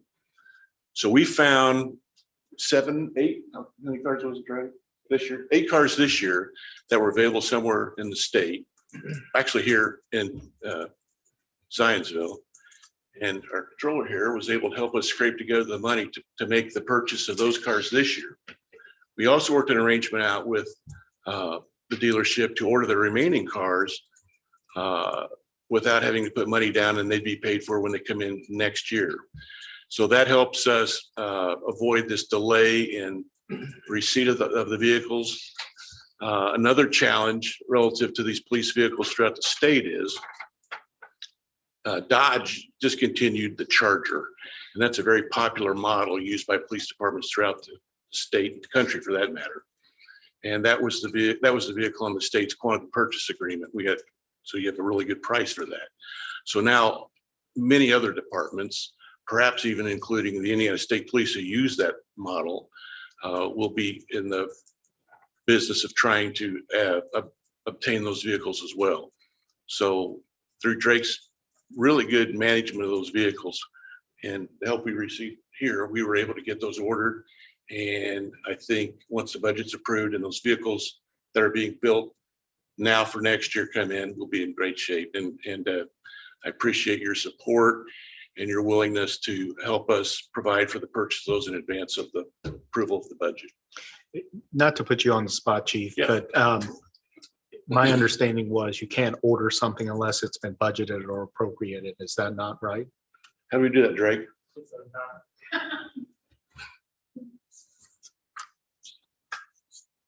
Ladies and gentlemen, Drake, start. We have an order in place, but it's a non-binding contract. So if we can't Oh, fill it, okay. the funds aren't approved, we're not held liable for Okay. those vehicles. All right, thank you. I knew that. Drake explained it better. I think the mayor mentioned vests, ammo, different things. Is that something that would be beneficial to have expedited, or is that something that should be waited on, or? I think we're in good shape for those now. Drake again did a wonderful job of ordering ammunition well in advance because there's a significantly long delay for the receipt of ammunition. And we're doing well there. And the vests are on a staggered replacement schedule, so they don't all come due at once. We have 5 that we're looking at for next year, and we're in good shape for receiving those. Drake, does the order you place for the vehicles have an expiration timeline, and is there a fluctuation in pricing based on the market, or are you locked in? There is no fluctuation. In fact, as Chief mentioned, so we use Dodge, and they open up a window where governments can purchase vehicles, and that window was open just a day or two. So that the time has already passed. So we ordered exactly how many we thought we could get from the approved budget. If it's less than that, then we'll take what we can get. But no, there's no change. And as far as purchasing equipment and stuff like that, there may be some small incentive to purchase now. Obviously, inflation is real and it's going to go up, or you can anticipate that it might go up. So there could potentially be savings. I don't think it'd be, significantly impactful to our budget if we waited. But it's as it's hard to tell, I guess. Depends on how things happen. Chief, just a question based on what you said. In the proposed budget, I guess I got the impression we were replacing all of our vests. But is what's proposed right now only 5, or I thought we were going to try to get them all new this year? Go ahead. So they're on a 5-year replacement plan. So we're due for 11 this year. Okay. Yeah, the 5 we're 5-year plan. But if we get new officers, we'll buy vests for them as well. Right. Okay. So it would be Maybe 16 perhaps. 16 or so. Okay. That's what I thought. I knew it was more than 5. Appreciate it.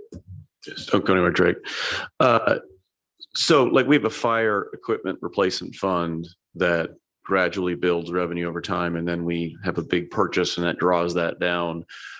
Does the police have some sort of capital replacement fund, or do we accrue for that in some way, or do we just kind of find where we've saved in other places to make these capital purchases? I saw you shaking your head no, Drake. Is that something we should be doing given, like I'm surprised to find ammo as a capital cost. That seems like an operational cost given the training that you need to do at the range and whatnot versus it being a one-time capital cost. I just want to be very careful we aren't just moving expenses to capital to kind of say, oh, it's one time, we don't need to worry about it, but we got to buy ammo every year. Yeah. I think it would be helpful to have some form of a capital fund for equipment within the police department, other expenses that might be unexpected. And again, I give a lot of credit to Kelly because we had this discussion about trying to get these vehicles, which were available promptly. So we didn't, one, lose them and have to wait months and months and months for replacement. Plus we were locked in on a price, which was going to be lower than the 2023 price.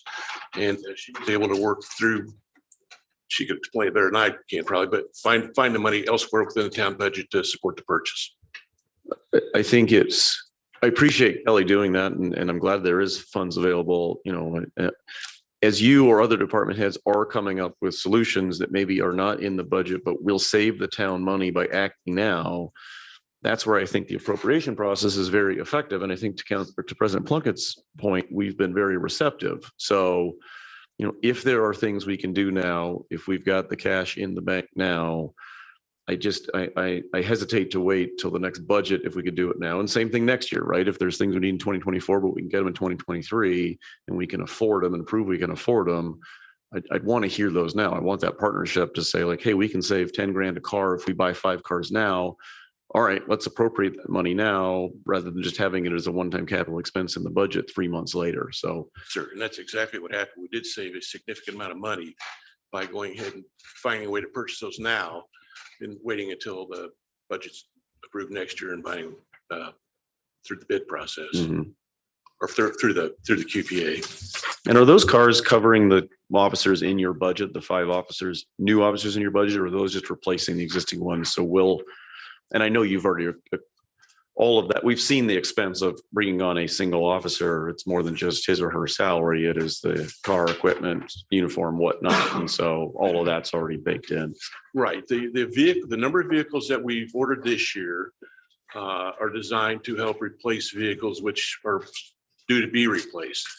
Now, we're not trying to be presumptuous, but if the budget's approved and those new officer positions are approved, that's where Drake got ahead of the curve and got those cars in the process without locking us into anything financially.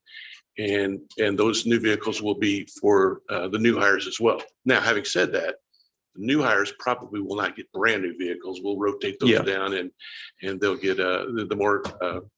the incumbent officers will receive those and there'll be a roll down and they'll get those vehicles. But nonetheless, it's like the younger brother. They get the hand-me-downs. If we have 5 new positions and we need 5 new automobiles some way or the other. Yeah.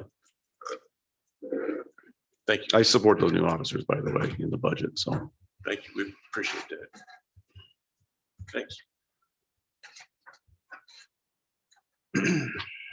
Up next on new business is a consideration of an ordinance establishing a Zionsville Volunteer Fire Department Grant Fund. This is ordinance 2022-17. This is the first reading, and I believe Kelly's going to present this. So last meeting, we had presented this, but we didn't have the language yet for this ordinance. So now we're coming back to you with that language. The money from the Zionsville Volunteer Fire Department, we already have it. It's already all been accounted for. It's in its own separate fund, but we just hadn't done the ordinance work. That is what this is. Yeah, this was, I remember at the last meeting, we just talked about making sure we had it finalized or codified or whatever, just to be able to accept it. This is a first reading. I do think that just to kind of speed the process along, this is a pretty open and shut ordinance. I think I've asked Amy to prepare for us to suspend the rules if we decide to do that. But does anybody have any questions for Kelly? Yeah, I mean, I would make a motion to approve the ordinance. Second by Vice President Burke. All those in favor signify by saying aye. Aye. All those opposed, same sign. Motion passes 6 in favor, 0 opposed. I would also at this point make a motion to suspend the rules. I'll second that motion. Second by Counselor Garrett. All those in favor signify by saying aye. Aye. All those opposed, same sign. Motion passes 6 in favor, 0 opposed. So then would make another motion to approve, or is that make a motion to On approve? final reading, yeah. Yeah, so I'll make a motion to approve, adopt ordinance 2022-17 on first reading. Second by Vice President Burke. All those in favor signify by saying aye. Aye. All those opposed, same sign. Motion passes 6 in favor, 0 opposed. Thank you very much, counselors. Kelly, up next would be a consideration of an ordinance establishing a health fund. This is ordinance 2022-18. This is the first reading, and also Kelly for this one. So this fund is also separate fund from the general fund, and this is where we put all the money that we paid our health insurance claims out of. So what's the current process for this? It's already in a fund again that you're just codifying what you're already doing, or would this be, is it already in some kind of other more all general three of fund? These are something that was already doing. So when you say healthcare expenses, clarify for me, what are you talking about? So when UMR, our health insurance company, sends, we actually we'll pay the claims for that, so it comes out of that health fund. Oh, these are the premiums that are Yes. coming in? Okay. Sorry. For some reason, when I first read this ordinance, I thought it was like some weird HSA plan or something like that.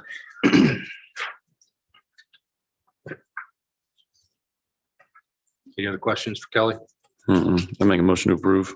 Second. First by Counselor Garrett, second by Counselor Troy. All those in favor signify by saying aye. Aye. All those opposed, same sign. Motion passes 6 in favor, 0 opposed. Up next is a consideration of an ordinance establishing an FSA fund. This is ordinance 2022-19. This is also a first reading, and Kelly is also on this one. Yeah, so our HR, we did not have an FSA. It wasn't a benefit that the town had until very recently. So we are taking advantage of, employees are now able to participate in an FSA fund. We keep those monies in a separate fund. And then as employees use their card, that money is drawn from that. Can you go through what is that? Like, what is an FSA and? Yes, for this flexible spending. Yeah. Joe would be better suited for that. I mean, I know that's what I use it for. So we have it today. This is just creating the fund to support the transactions. Is that right? Yes. Yeah, Yes. got it.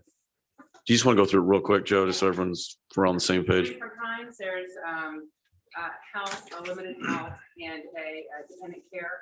Most popular is dependent care, money for your childcare, that kind of thing gets taken out pre-tax, put it in a flexible spending account. You then pay the babysitter or the school or the whatever out of that account. That's really what it is. And so our employees, this is, other than administrative, there's no cost to the town. So our employees putting their money in a separate account, and then we're paying those expenses out of another account. What fund is it in now? The monies? It's in a separate fund now. We started a separate fund as soon as this started, was back in July. We're just now getting it to you. So for both the health fund and the FSA fund, what's the advantage of doing this versus the old way? I understand that the issue is that we're doing it right. We just don't have the ordinance to Oh, Yeah. okay. officialize, make it official. Sorry. So, Are there other funds that have been created that we don't have ordinances for? I'm going through that list now. Okay. I'm going through that list now, and then I'm also hoping to compile kind of compile some sort of list so that we know what those funds can be used for. The Zionsville Volunteer Fire Department was kind of what sparked it, because we've had that fund since I've been here. It states in the grant what that money can be used for, and just for future generations to know what that money can be used for. So we have about 90 some funds. So it's just going through those, getting that taken care of. We may have a couple more I can think of off the top of my head. So Kelly, the fact that we didn't have funds for this, are we at risk of some kind of regulatory or compliance violations at all, or is just clerical administrative issues? I believe it, as long as we have the ordinance, I think we'll be okay. Have we not been Because okay? because we were just audited, and those were all funds that would have, well, the FSA fund was not there in place 2021. I believe the other two funds were in place in 2021. And there was no issue. But is it required that they're in a separate fund? I get that there's an efficiency for the town to put them in those funds and then split them out. But at the end of the day, let's just say you had a generic other fund that Joe had that was just for town employee benefits. Seems like it could still, it's just coming out, just more of an aggregate fund as opposed to separate funds. But I don't feel like that would be illegal unless it's required that these are placed in I separate. don't know that the Zionsville Volunteer Fire Department, that was a requirement. Of the Yeah, for grant. sure, that one. The other two, I don't know that that's a requirement. It is helpful for the clerical side of it, for balancing. It's still going in the same bank account. Right. But to have it, otherwise it would need to be a different line item in our budget. So it's just efficiency for you guys. Okay. Kelly, can I make an ask? I know you sort of inherited a lot of these things. It's not like you just willy-nilly creating funds, but someone was. Can we just make sure that there is a process in place that when a new fund is created, that there is a corresponding and approved ordinance to support that fund? Because I do believe it is a risk with the State Board of Account audits, the audit that we had so much input from them on, to put it kindly, was from 2020. So I suspect a 2021 audit would look at things like these that are funds that don't have the corresponding ordinance, and is a risk of a notation, and all those risks can impact, credit ratings and future relationships with the state and funding and things like that. So I think it is important that we just make sure that, future times if a fund is created, there is a check mark to say, hey, has the fiscal body signed off on this, before we just kind of. Yeah, absolutely. And that's kind of what I want to talk about, creating this kind of map to explain like what all the funds are for and what we can use them for. We really should rarely be creating a new fund. Agreed. Thank you for doing this on top of trying to keep everything in order right So now. I'll give a couple more funds, but get it to you soon. Any other questions for Kelly? Mm-mm. I'd make a motion to approve ordinance 2022-19.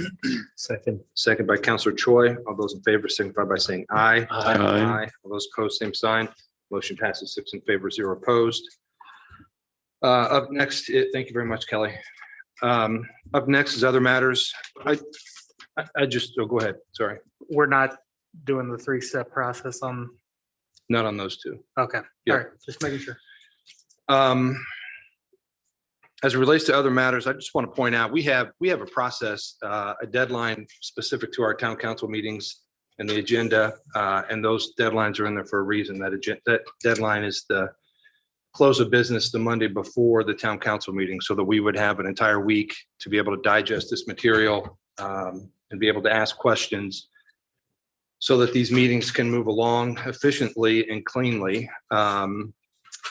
And as you can imagine, none of the mayor's comments were included in our packet, and I wouldn't necessarily expect that to be, except it was moved down to the budget presentation part. Also, the budget itself, as Councilor Traylor mentioned, was delivered to us this morning at 10:16. Obviously, having that 1 week to digest everything, ask questions, get answers, so that we can have a productive, efficient dialogue is critical to the flow of these meetings.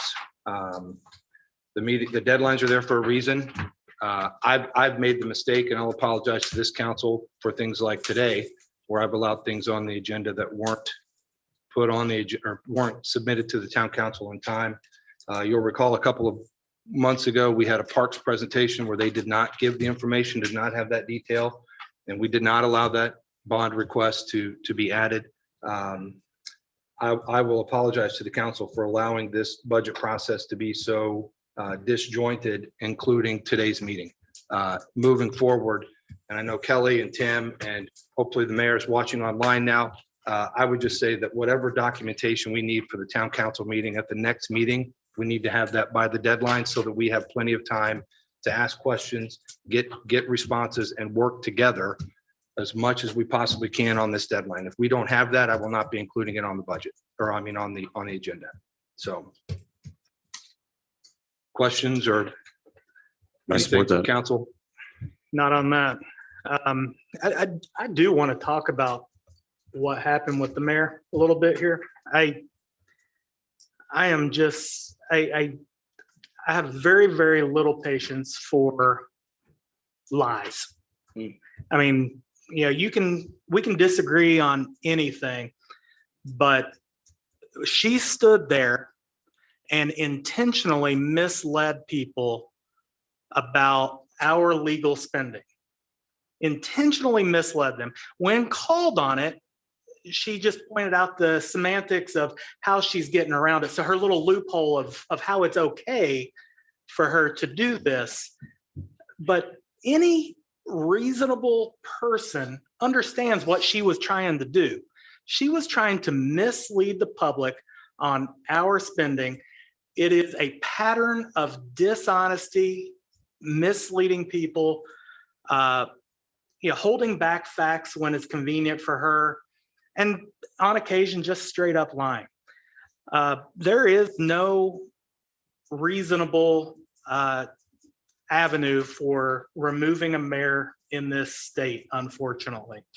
Because I have little doubt at this point in time, she does not have the support of the town in general, that if there were an avenue to have her removed, I think it would be easy. It would be simple because we have the people. Even people that we didn't vote for any of us. I've heard them, they talk, the people voicing their support for her online are getting fewer and fewer, and the ones that are out there are getting lonely. I'm just, to the mayor, I think that you owe us an apology. I don't think we'll get it. I think you owe us one. And quite honestly, I'd love to see you resign, not because of tonight's antics, but because of your, 2.5, what month is it? Almost 3 years of service. Every day that you're our mayor, we're worse off for it. We have a runaway issue with employees resigning. We've got a mayor that has no regard for rules, procedures, statutes. It's do what I want and ask for forgiveness later. I'm just done. And I'm done with the mayor. If there's a way for us to keep the town moving forward around her, I'll do so. I have no trust in the mayor. I have no faith in what she's saying to be factual. A lot of people out there don't like me because, quite frankly, I'm pretty blunt, and I'm okay with that. But it's not that I'm a liar. I'm honest. You may not like it, but I'll tell you the truth. And I'm just done being lied to and lied about. So I would ask the mayor, consider resigning. It would be in the best interest of this town. The Democratic Party could caucus in another mayor. We could move forward for a year and a couple of months without you. It would, I know that changing over to a new mayor for the last year of a 4-year term seems like that would not be easy to do. It's even harder to keep her in office. Dealing with this daily, it's just ridiculous. And that was kind of the straw that broke the camel's back, just standing there and misleading the public and lying about this council again. I don't know. If there's an avenue, or if somebody out there in the public is some expert on the state's legal means to remove a mayor and thinks that there's a way to do it, I'd be all ears. That's it. That's my other matters, nothing major. Anything else from counselors? I'll make a motion to adjourn. Second. First by Counselor Garrett, second by Vice President Burke. All those in favor signify by saying aye. Aye. All those opposed, same sign. Motion passes 6 in favor, 0 opposed. The next regular town council meeting is scheduled for Monday, October 17th, 2022 at 8 a.m. in the Zionsville Town Hall Council Chambers. Final notice will be posted in compliance with the Indiana Open Door Law.